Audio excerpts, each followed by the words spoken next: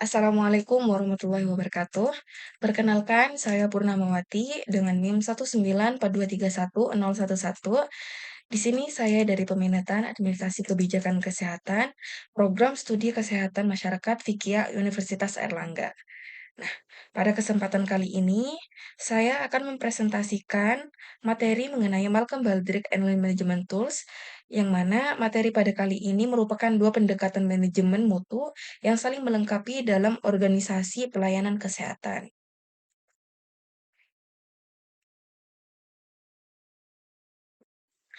Nah, pada materi ini deklarasi pemakaian AI, presentasi ini menggunakan teknologi artificial intelligence sebagai berikut. Alat bantu pencariannya itu AI Claude dan Perplexity digunakan untuk membantu penelusuran dan identifikasi artikel ilmiah berbahasa Inggris terkait topik Malcolm Baldrige and Line Management Tools. Nah, untuk penyusunan kerangka di sini, AI digunakan untuk membantu menyusun kerangka struktur slide presentasi sesuai ketentuan tugas yang diberikan. Nah, verifikasi sumber pada materi ini seluruh referensi yang dicantumkan ditelusuri pada sumber aslinya, jurnal atau basis data ilmiah untuk memastikan keabsahan informasi.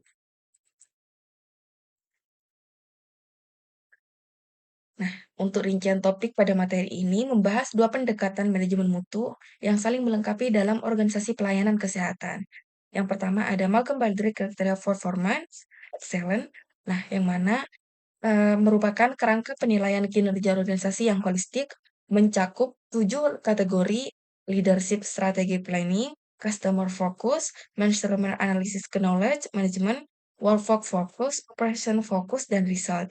Nah, di sini digunakan sebagai instrumen self-assessment untuk mendorong budaya mutu dan keunggulan kinerja berkelanjutan di rumah sakit atau puskesmas. Nah, untuk yang kedua ada Lean Management Tools, yang mana merupakan pendekatan perbaikan proses berkelanjutan berbasis filosofi Toyota Production System dengan perangkat seperti Value Stream Mapping, 5S, Kaizen, Kanban, PDCA. Nah, di sini berfokus pada eliminasi pemborosan dan peningkatan nilai tambah bagi pasien melalui efisiensi alur layanan. Nah, pada latar belakang lihat timbulnya masalah di sini, yang pertama ada tuntutan akreditasi dan mutu, yang mana rumah sakit dan fasilitas kesehatan dituntut memenuhi standar akreditasi yang semakin ketat, sehingga membutuhkan kerangka kerja sistematis seperti Baldrige untuk evaluasi kinerja organisasi secara menyeluruh. Nah, untuk yang kedua, efisiensi sumber dayanya masih terbatas, yang mana keterbatasan sumber daya di sektor kesehatan mendorong perlunya pendekatan lean untuk mengurangi pemborosan tanpa mengorbankan kualitas layanan. Nah, yang ketiga ada kesenjangan penelitian, yang mana di sini penelitian yang mengintegrasikan kerangka Baldrige dan perangkat lean pada konteks pelayanan kesehatan, khususnya di negara berkembang, ini masih relatif terbatas. Nah, untuk yang terakhir, relevansi bagi ilmu AKK sendiri. Nah, sebagai calon pengelola atau peneliti kebijakan kesehatan, mahasiswa AKK perlu memahami instrumen manajemen mutu berbasis bukti untuk mendukung perbaikan tata kelola layanan kesehatan.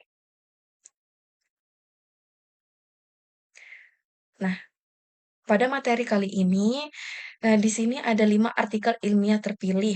Nah, yang pertama di sini ialah Inpatient Performance dan Baldrige Framework.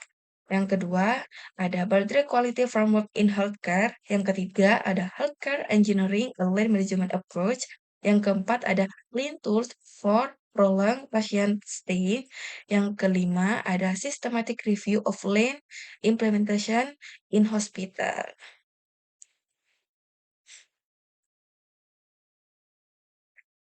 Nah, pada artikel pertama, Improving Efficient Unit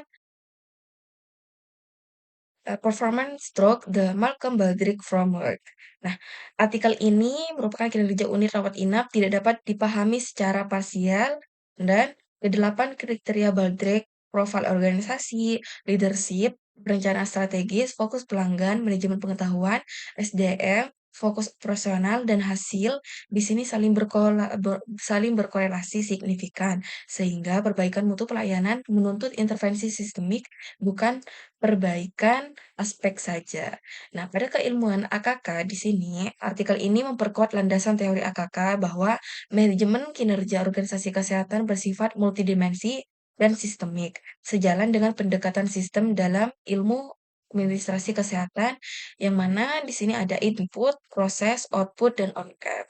Nah, untuk pengelola dan pengembangan organisasi, artikel ini memberi rumah sakit instrumen self-assessment terstandar untuk memetakan kekuatan dan kelemahan unit pelayanan, yang menjadi dasar perencanaan pengembangan organisasi berbasis data.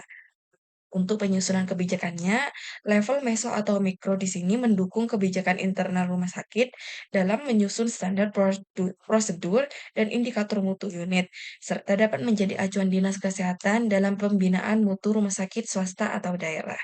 Nah, pada artikel yang kedua di sini, Application of Malcolm Baldrige Quality Framework to Enhance Performance in Healthcare Organization.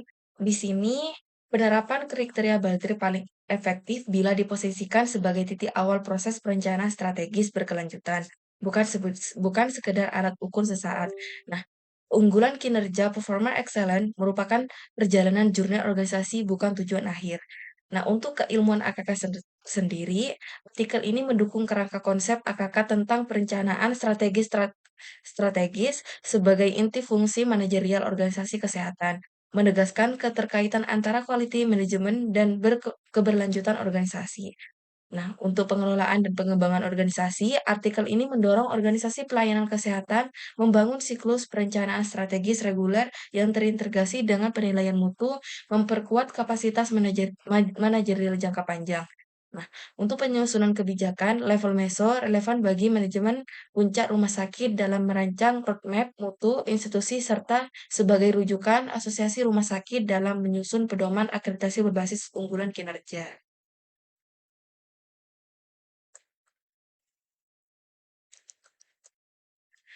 Nah, untuk artikel yang ketiga, di sini ada Healthcare Engineering Land Management Approach, yang mana identifikasi penyebab lama rawat inap yang berkepanjangan melalui perangkat LIN menghasilkan dampak finansial terukur, yang efisiensi klinis dan efisiensi biaya rumah sakit dapat dicapai bersama melalui analisis data sistematis.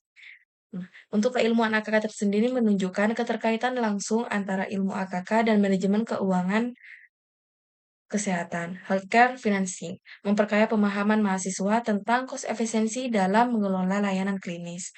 Nah, untuk pengelola dan pengembangan organisasi, artikel ini memberi contoh konkret penggunaan data operasional length of stay sebagai dasar pengambilan keputusan manajerial untuk realokasi sumber daya dan perbaikan alur layanan neurologi.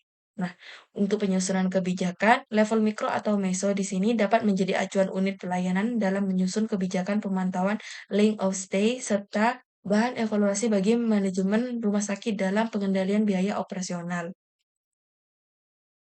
Nah, untuk artikel yang selanjutnya ialah A Systematic Review of Land, Implementation of Hospital Efficiency Quality Cost Stratification.